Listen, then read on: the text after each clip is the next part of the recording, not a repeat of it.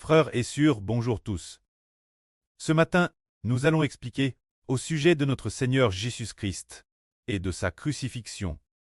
Nous savons que Jésus-Christ a été crucifié afin de racheter nos péchés du moment qu'il a été cloué sur la croix et qu'il a versé son sang. Les péchés que nous avons commis sont pardonnés. Tous ceux qui croient en son nom, les péchés qu'ils ont commis sont tous pardonnés du moment qu'il a été crucifié. À partir de maintenant, nous sommes rachetés des mains de Satan et rachetés de l'aile pour appartenir à Christ. Du moment que le Seigneur Jésus-Christ est crucifié, tous ceux qui croient au Seigneur Jésus sont rachetés, et ceux qui sont sous le nom du Seigneur Jésus ne pécheront plus, car l'homme a déjà été racheté par le Seigneur Jésus. L'esprit de l'homme est l'origine, sous l'autorité de Satan. Mais le Seigneur a versé son sang pour racheter l'homme, et après l'avoir fait sien, l'esprit de l'homme appartient alors au nom du Seigneur Christ. Et l'homme ne pêche plus. Voyons donc comment l'homme d'entre les pécheurs devient sans péché. Des mains de Satan. L'homme était d'abord sous la domination de Satan. Mais après ce que le Seigneur nous a rachetés, l'homme passe sous l'autorité du Seigneur Jésus-Christ. Et Satan donne le péché l'homme, mais le Seigneur Jésus lui donne la vie, ainsi que le Saint-Esprit et la Sainte l'homme. Regardons maintenant comment le Seigneur Jésus nous a rachetés et nous a fait passer de pécheurs des hommes justes en offrant sa vie. Mais il faut se demander pourquoi. Il y a d'avoir beaucoup de crucifix. Les criminels d'autrefois, les criminels de cette époque en sont des meurtriers et autres, on peut être tous des crucifix. Mais pourquoi est-ce seulement quand le Seigneur Jésus-Christ a été crucifié que les péchés de l'homme sont pardonnés? Pourquoi est-ce seulement quand le Seigneur Christ a été crucifié que ceux qui croient en lui ne péchent plus? Il y a une raison, parce que Jésus est le Rédempteur. C'est lui qui a créé l'humanité. Sa crucifixion, c'est offrir son sang à Dieu. Alors l'homme appartient vraiment son nom.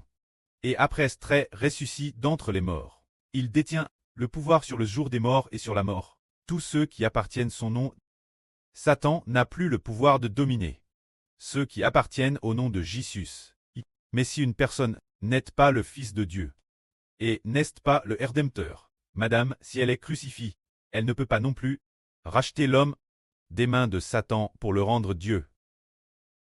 Seul le Rédempteur, le Fils de Dieu, le peut. Il a versé son sang. Alors l'homme peut être racheté des mains de Satan pour être rendu Dieu, et aussi au Rédempteur. Lisons maintenant au sujet du Seigneur Jésus, le récit de sa crucifixion. Mais lisons d'abord au sujet de ce qu'il a subi devant Ponce Pilate comme souffrance. Notre Seigneur Jésus, dans la première nuit, il était au jardin de Gethsemane. Il fut capturé et conduit dans la maison du grand prêtre Caiaphas. Ainsi, cette nuit, il fut jugé dans la maison de Caiaphas. Interrogue, puis après le lever du jour, il décide de conduire notre Seigneur Jésus devant Ponce Pilate. Les principaux prêtres et le grand prêtre voulaient que Ponce Pilate fasse mettre mort le Seigneur Jésus, car comme grand prêtre et principaux prêtres, il n'avait pas l'autorité de mettre quelqu'un mort. Alors ils le remirent Ponce Pilate. Ainsi le matin, ils emmenèrent le Seigneur Jésus chez Ponce Pilate. Pilate dit, « De quoi accusez-vous cet homme » Ils répondirent, « Si cet homme n'avait pas fait le mal, nous ne te l'aurions pas livré pour que tu le juges. » Pilate leur dit, « Emmenez-le-vous et jugez-le selon votre loi. » Mais les Juifs dirent, « Nous n'avons pas le pouvoir de mettre quelqu'un mort. » Autrement dit, les Juifs avaient décidé de faire mettre mort le Seigneur Jésus-Christ. Ce moment-là s'accomplit justement, ce que le Seigneur Jésus avait déjà déclaré. Il avait prédit de quelle manière il mourrait. C'est alors que Judas l'Iscariote qui l'avait trahi, voyant que le Seigneur Jésus allait être condamné et qu'il serait certainement mis mort. Judas l'Iscariote alors fut rempli de remords et rapporta les 30 pièces d'argent aux principaux prêtres et aux anciens en disant « J'ai péché, car j'ai trahi le sang d'une innocent. » Ils dirent Cela te regarde. Qu'est-ce que cela nous fait? Alors Judas jeta l'argent dans le temple, sortit et alla se pendre. Il jeta donc les 30 pices d'argent dans le temple, puis sortit et alla se pendre. Alors les principaux prêtres ramassent cet argent en disant: c'est un prix de sang. Il n'est pas permis de le doser dans le trésor du temple. Ainsi, après ce concert, ils utilisent ces 30 pices pour acheter le champ d'un potier, afin de servir de lieu d'ensevelissement, pour enterrer l'étranger. Ainsi, jusque maintenant, ce champ est encore appelé le champ du sang. Ainsi s'accomplit la parole du prophète Zacharie qui dit: ils prirent les 30 pices d'argent, se dire les fils d'Israël, le prix qu'ils avaient estimé pour lui, et achètent le champ du potier, comme l'Éternel me l'avait ordonné. Ainsi, Madame notre Seigneur Jésus-Christ, fut trahi pour 30 pices d'argent, et ces 30 pices servirent à acheter le champ d'un potier. Tout cela s'est accompli parfaitement. C'est merveilleux. Concernant le Seigneur, concernant le prix auquel le Rédempteur a été vendu. Après avoir te vendu, l'argent issu de sa vente servit à acheter le champ d'un potier. Dans les prophètes de l'Ancien Testament, tout cela avait déjà été prédit d'avance. On voit donc que les choses concernant le Christ notre Seigneur, lorsqu'elles s'accomplissent, nous comprenons qu'il est vraiment le Rédempteur. C'est le Créateur, le Fils de Dieu. Ce moment-là, la foule devant Pilate accusait le Seigneur en disant: nous avons découvert que cet homme séduisait le peuple et nous interdisait de payer l'impôt César, et il dit aussi qu'il est le Christ, le roi.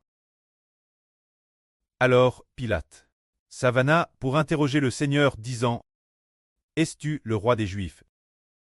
Mais si le Seigneur disait: je suis le roi des Juifs, il pourrait être condamné. Car si l'on dit roi des Juifs, il dirait: tu veux te faire roi et te révolter. Peut-être qu'il lui attribuerait cette accusation. Mais le Seigneur répondit ainsi: tu poses cette question parce que toi, tu penses que je suis le roi des Juifs, ou parce que tu as entendu les autres dire que je suis le roi des Juifs. Alors Pilate dit: suis-je moi-même juif? Ton propre peuple et les grands prêtres t'ont livre-moi. Qu'as-tu donc fait? Alors le Seigneur répondit: mon royaume ne vient pas de ce monde. Si mon royaume était de ce monde, mon peuple combattrait pour moi, afin que je ne sois pas livré aux Juifs, mais mon royaume ne vient pas de ce monde. On dit, le Seigneur dit, que son royaume, le royaume dont il parle, n'appartient pas, ce monde terrestre, mais un autre monde, au monde céleste. Alors il demande. Pilate demanda: alors es-tu roi? Le Seigneur dit: je suis le roi, je suis haine pour cela, et je suis venu dans le monde pour cela. Je suis venu dans le monde pour rendre témoignage la vraie. Tous ceux qui appartiennent la vraie, écoutent ma voix. Pilate dit: qu'est-ce que la vraie? Ainsi Pilate interrogea le Seigneur. Le Seigneur dit qu'il est roi, mais il n'est pas le roi de ce monde humain. Il est après la résurrection venir, le roi du monde venir. Alors Pilate déclara que le Seigneur Jésus était innocent, car il n'est pas le roi de ce monde, mais après la résurrection venir, le roi du royaume des cieux. Ainsi Pilate considéra que c'était votre foi, et que cela n'avait rien à voir avec les ordres de César sur la terre. Ainsi ils estimaient que la foi parle d'un roi céleste. Ils ne crurent pas, et déclarent le Seigneur Jésus innocent. Alors cette époque Pilate demanda: alors es-tu roi? Le Seigneur dit: oui, je suis roi, je suis haine pour cela, et je suis venu dans le monde pour cela. Je suis venu dans le monde pour rendre témoignage la vraie. Tous ceux qui appartiennent la vraie, écoutent ma voix. Ici la vraie, qu'est-ce que c'est? La vraie c'est Jésus-Christ. Le Seigneur dit qu'il est venu dans le monde pour rendre témoignage de lui, prouver qu'il est la vraie, qu'il est le Fils de Dieu. Le Christ, le Fils de Dieu. Le Christ est la vraie. Le Fils de Dieu est la vraie. Alors rendre témoignage la vraie, c'est témoigner que je suis le Christ, je suis le Fils de Dieu. Pourquoi le Fils de Dieu et le Christ sont-ils la vraie? C'est pour cette raison. Le Précleste a établi la vraie, afin de rendre ferme et faire que l'homme ne s'éloigne jamais de Dieu. Voilà la vraie. Par exemple, L'esprit du prêtre a dit Xibo le mois dernier que la vraie est la plus importante, car la vraie fait que l'homme ne s'éloigne jamais de Dieu. La vraie fait que l'homme ne s'éloigne jamais de Dieu. Alors pourquoi la vraie fait-elle que l'homme pour toujours ne s'éloigne pas de Dieu? Celui est la vraie. Nous comprenons la vraie. Autrefois, nous pensions tort que c'était les sciences naturelles, ou quelques principes, ou quelques lois qui étaient la vraie. Mais nous comprenons que rien de tout cela n'est la vraie. La vraie est celui qui peut donner la vie éternelle à l'homme, et faire qu'il ne s'éloigne jamais de Dieu.